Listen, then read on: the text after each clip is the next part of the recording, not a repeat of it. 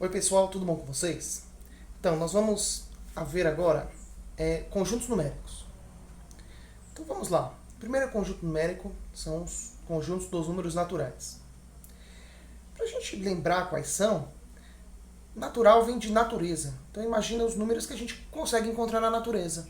Por exemplo, eu consigo, naturalmente, uma folha de uma árvore nasce, não tem nenhuma folha, ou seja, 0, 1, 2 folhas, 3, 4.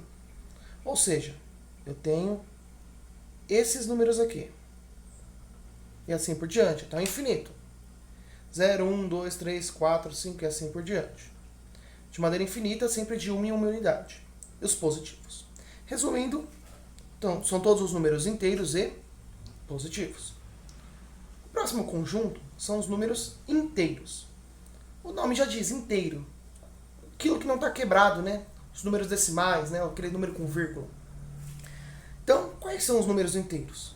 Neste caso, entram tanto os positivos quanto os negativos. Então, eu tenho infinitos números negativos, daí vem menos 3, menos 2, menos 1, 0, 1, 2, 3, e assim por diante, de uma em uma unidade, tanto para positivo quanto para negativo.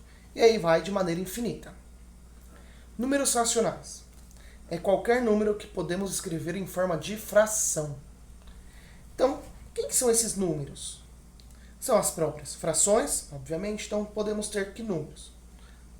3 quintos é uma fração. 8 terços. Meio. 15 terços. Qualquer fração é um número racional. Decimais exatos. Número decimal é aquele número que tem vírgula, certo? Tem casas decimais. Exato é porque ele tem um fim. Por exemplo, meio, né? 0,5. Este é um número decimal exato, porque ele tem um fim. 1,32. 0,2. E assim por diante. Tem infinitos números que eu posso encaixar nesse grupo. Eles também são números racionais, porque eu posso escrever em forma de fração. Dízimas periódicas. São números decimais também, porém, ele é infinito. Ou seja, após as casas decimais eu não tenho um fim, mas eu tenho um padrão, tenho um período. Por exemplo, 0,333 reticências. Eu sei que ele é infinito e eu sei o que vem depois. Vem mais um monte de 3. Infinitos. Quando eu tenho isso, eu posso fazer a notação da seguinte maneira. Como eu sei o meu padrão, eu posso escrever simplesmente o 0, e o meu padrão com uma barrinha. Vou dar um outro exemplo aqui em cima. Se eu tivesse 1,516, 16 e assim por diante. Como ficaria esse número com essa notação? Ficaria 1,516 e essa barrinha em cima. Isso já me representa que o meu padrão é 16. E aí eu teria 16, 16, 16 e assim por diante. Então a dízima periódica é isso. Eu consigo determinar o que vem depois. Raízes exatas. Raiz é esse símbolo aqui, né? Então imagina a raiz quadrada de 4. Raiz quadrada de 4 é 2, é uma raiz exata. Imagina essa raiz aqui, 0,04. É uma raiz exata? Sim. A raiz quadrada de 0,04, ou melhor dizendo, 4 centésimos, é 2 décimos. É um decimal exato, é uma raiz exata. Se encaixa nos números racionais, porque eu consigo escrever em forma de fração. Números inteiros. Mas eu posso escrever um número inteiro em forma de fração? Sim. O exemplo que eu dei aqui em cima, 15 terços. Toda fração é uma divisão. 15 dividido por 3, 5. É um número inteiro. Outro exemplo, 4 sobre 2. 4 meios. 4 dividido por 2, 2. Então, todo número inteiro também é um número racional. Números irracionais. Esse prefixo i quer dizer não, ou seja, número não racional. Ou seja, todo número que não é racional. Eu não posso escrevê-lo em forma de fração. Aqui se encaixa os decimais infinitos e não periódicos. Aqui nós tínhamos, no grupo dos racionais, nós temos os decimais infinitos, porém periódicos, que são as dízimas periódicas. Já aqui, nós temos os decimais infinitos e não periódicos. Não tem um padrão após a vírgula. Um exemplo, o número π, ele é 3,14, 15, 9, 6, 2, 5 e assim por diante. Eu consigo determinar o que vem depois? Não consigo, não tem um padrão. Então, esse número vai de maneira infinita, eu consigo apenas ter uma aproximação.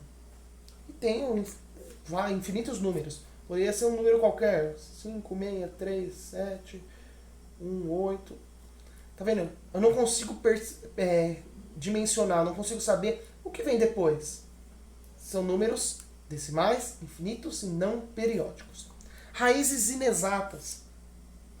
O resultado de uma raiz inexata vai cair exatamente nisso. Num decimal infinito e não periódico. Por exemplo, a raiz quadrada de 3.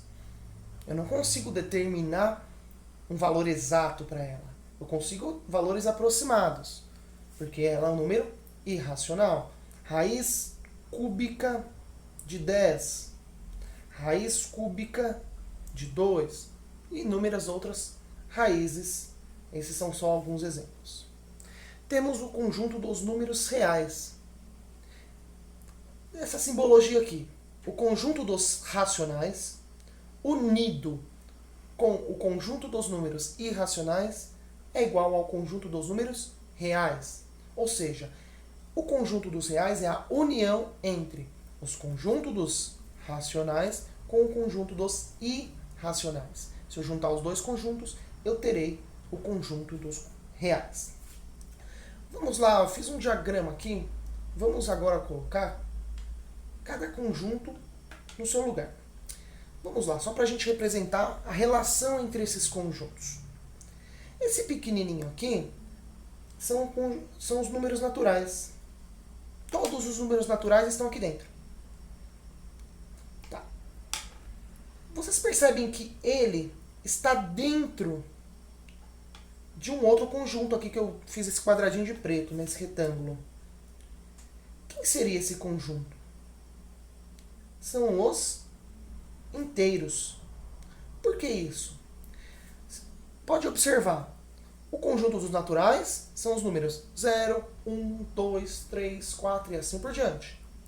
O dos inteiros tem o 0, 1, 2, 3, 4 e assim por diante também. Ou seja, o conjunto dos naturais está dentro dos inteiros. Ok. Agora, dos racionais é esse outro grupo aqui.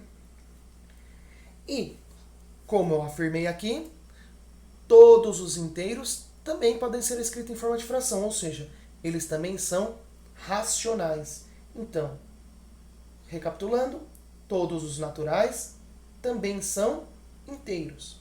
Todos os inteiros também são racionais. Esse outro conjuntinho que está aqui do lado, vizinho, é o conjunto dos irracionais. Está vendo que eles não se misturam. Porém, a junção entre esses dois conjuntos me determina o conjunto dos números reais. Então é isso aí. Espero que tenha gostado. Deixa seu like, se inscreva aqui no canal, ativa o sininho para quando tiver vídeo novo. Espero que tenha gostado. Muito obrigado, até a próxima.